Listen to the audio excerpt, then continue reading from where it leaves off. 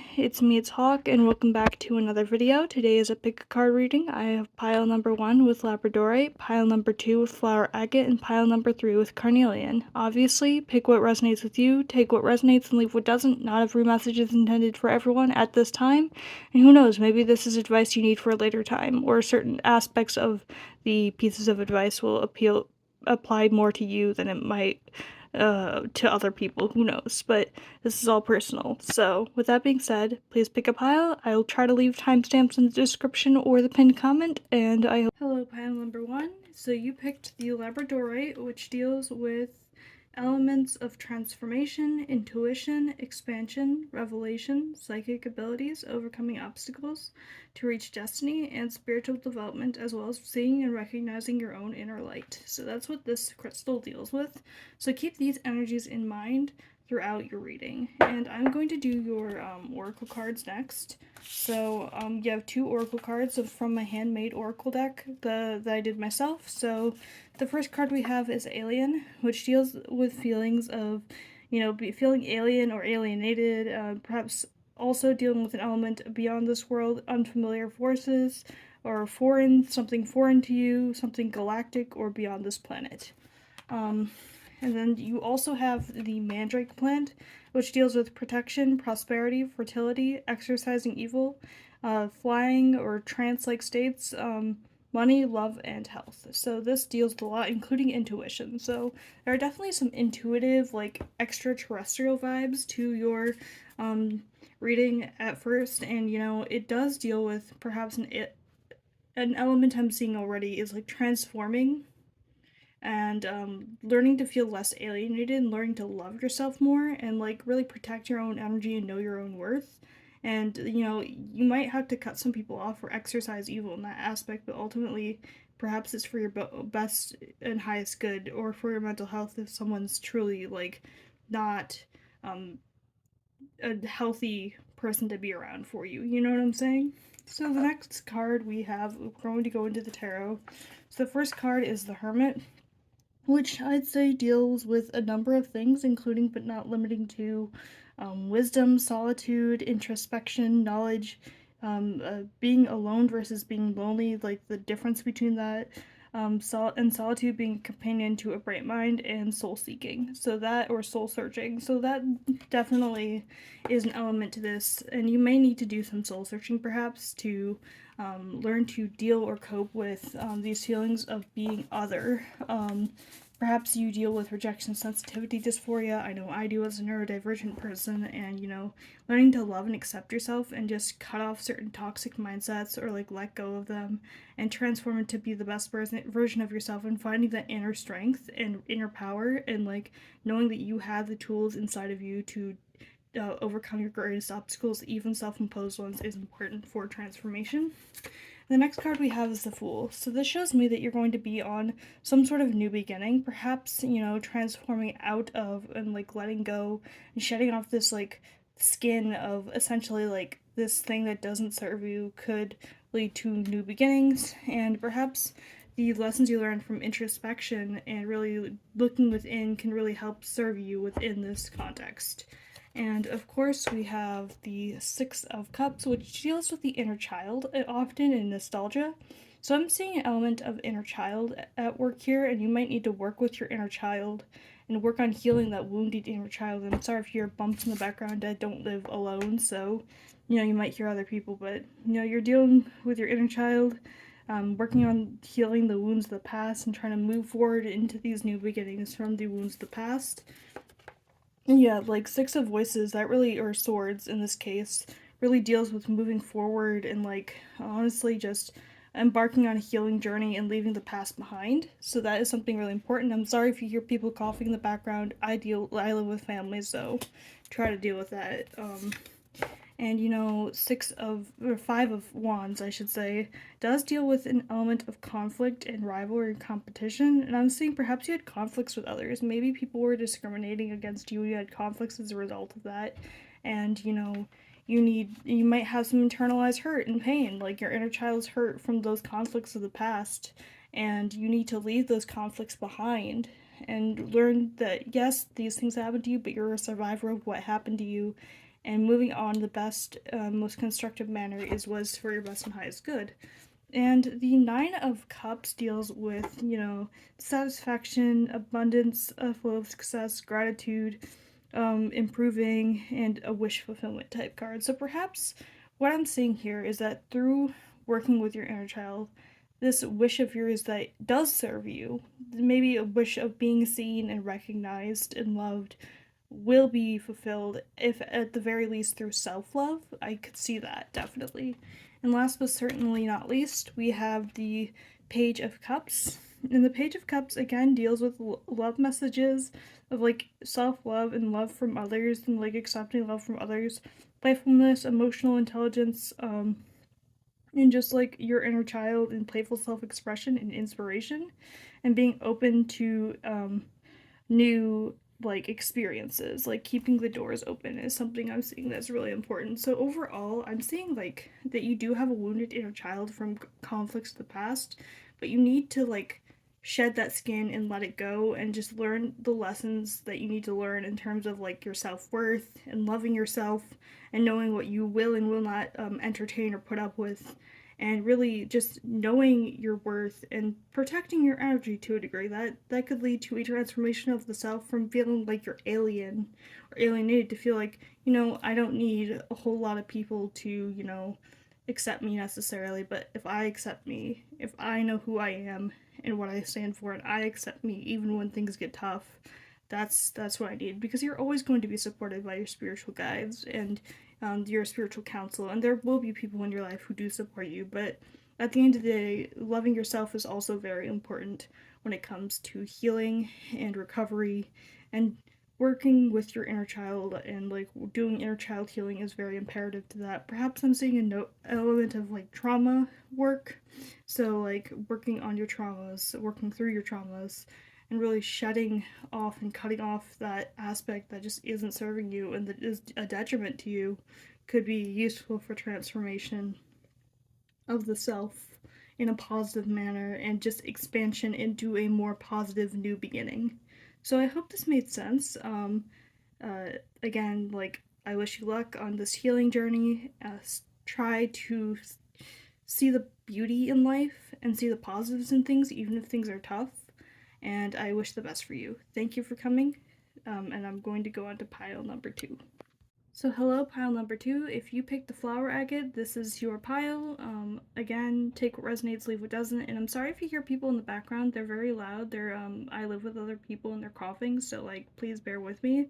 And so if you pick pile number 2 deals with flower agate, which is about blossoming, growth, love, positivity, passion, and joy, reaching your full potential, manifestation, transformation, achieving your dreams, creativity, unconditional love and support, and mind, body, and spirit support. So this is what this crystal deals with if you pick this pile. So keep those energies in mind while I do this reading. And I have 2 cards out of my handmade oracle deck that I shuffled for you. And so we have present, which is about being in the present moment, what's currently happening and what's in the moment, even though it's fleeting, and paying attention to what's currently happening and not focusing on what was or the what ifs of the future. So just be in the present moment. Take some time in your situation to be in the present moment. We also have Libra and Venus, and Libra energy is all about peace, balance, harmony, cooperation, inner work, fluidity, negotiation, logic and sensitivity, intellect, and open-mindedness. And Venus is all about sensuality, love, happiness, perhaps Venusian deities, love or self-love, relationships, money, and attraction. And I do see a big element of like love throughout this reading so far, because the flower agate does deal with love and growth and blossoming and like passion, and like Venus often deals with very similar things. So keep those energies in mind. I feel like these will be very powerful energies throughout this reading. So the first card we have is Three of Pentacles, which is about working together with others in harmony to like achieve your goals and like your materialistic desires, even like abundance through working with others. So there's that. The next card we have is the Eight of Wands, which is all about things happening quickly. Things are happening with great speed, they're moving forward or progressing with great speed. We have the Two of Cups, which is frequently seen to be a romance card, as well as an indicator, as well as an element of harmony in your relationships in life, even if they're not romantic. So perhaps this working relationship with others, or perhaps this relationship with another person, is very harmonious and balanced and really like reciprocal. That's what I'm seeing, and something fast is happening in regards to that. And next we have the Empress. The Empress is all about, really being creative and that creation energy, as well as that receiving love. It's all about receiving love and also creating, and this is maybe being open to receiving love within your relationships, but also focusing on self-love, because you can only give so much, but you need to love yourself at the end of the day. Others can give to you, but if you don't love yourself, I mean, like, how can you love others if you don't love yourself? So this is something to keep in mind perhaps throughout this reading. The next card we have is Strength, which is all about inner strength and overcoming obstacles and things of that nature. Really just uh, that inner strength, you know what I'm saying? Like that inner power that you have and overcoming the obstacles that you have in life. This may be necessary in your situation. Another card we have is the Page of Swords, which is all about curiosity and like a bit of ambition and like being open to learn and enthusiasticness. So enthusiasticness is something, and like create some curiosity and eagerness to learn is something that you should keep in mind throughout the situation. Be open to learning new perspectives, and perhaps you may need to see the bigger picture in regards to something, because we have the King of Wands, which is all about seeing the bigger picture and really taking charge and authority in your life and overcoming those obstacles, which plays into the Strength card really well. And overall, I see with this that you are working well and cooperating with others, and that you are blossoming in this environment, and you are really and things are developing with great speed. There's also an element of romance in your life, but you are being reminded to be in the present moment and also love yourself. Nurturing your own self and tending to your needs is important too. So be open to receiving love from others if you don't have a partner. If this is about like balanced relationship, be open to receiving love and support from others. So also nurturing, let's see, I did say nurturing, but what's on the tip of my tongue? And if you don't have a partner, yeah. And being creative and relying on your inner strength will help you endure and overcome any obstacles. And remember, be mindful of your thoughts, assess the situation in the present as it is, with minimal input of the past pain and future what ifs. This will provide you with a balanced approach. Remain eager and open to learning and improvement, as having this big picture perspective of the present in a balanced way will help you overcome any obstacles. Take confident action. Don't be afraid of becoming a powerful force of authority in this situation, be it in relationships or work or otherwise. Be confident, level-headed, and self-loving. You've got this. If you were wondering, yes, I was reading off something that I pre-wrote because I have trouble articulating my intuition sometimes, so I just wrote down what I felt intuitively based on these cards ahead of time. But I hope this reading helped. I hope you remember just to love yourself and also be open to receiving love, be it from a partner or other people in your life. And remember to be in the present moment and that you've got this. You are a strong, capable person, and you can overcome these obstacles that you are facing in your life with great speed and success. And especially when you work together with others, but also with yourself and taking charge. I hope this made sense. Stay confident. You've got this. Thank you for watching. Hello, pile number 3. I see you chose the Carnelian Tumble, which is all about creativity, energy, confidence, sensuality, manifesting your dreams, desires, imagination, protection from toxic energy, also some receiving of love, positivity, light, and also clearing out negativity. This is what Carnelian is all about, so keep these energies in mind if you picked pile number 3 throughout the reading. And I do have 2 oracle cards from my handmade oracle deck that I made myself. Generally for myself, but I thought I'd include in this reading. So the first card we have is Abundance, which is all about growth, money, wealth, plentiful, prosperity, nature, in abundance, gain, increase, of resources and materials. So keep this energy in mind when it comes to your reading. And we also have positive, which is a sign of positivity, happiness, a good outcome, or things looking favorable or certain. So keep those energies in mind when it comes to your reading, be it the carnelian or the two oracle cards, as they may influence the outcome or mood of this reading. And yes, just like pile number 2 and number 1, I do have a script that I listed down, not because I like pre-planned the cards or anything, but mostly because I have trouble articulating myself, and I just wrote down what I intuitively felt about the cards ahead of time. But don't worry, this reading is still definitely raw and real for all of you watching in the audience. So the first card we have is the Hanged Man, or the Hanged Muse. The Hanged Muse is all about really seeing new perspectives and seeing things from new perspectives, but having to take a step back to see things from that new perspective. So perhaps you need to take a step back in your situation to see a bigger picture. And we also have Awakening, which is all about self-acceptance and also just kind of like, I don't know how to describe it. Really just like freedom, self-acceptance, and also just taking responsibility, because 20, I believe, is, although it's called Awakening here, it's about awakening as well, but it's also judgment, so it's perhaps being responsible for your actions in a sense as well, and like the cause and effect of things. And also we have the Emperor, which is all about drive and ambition and taking charge and really taking action within your life. Inspired action, strong inspired action.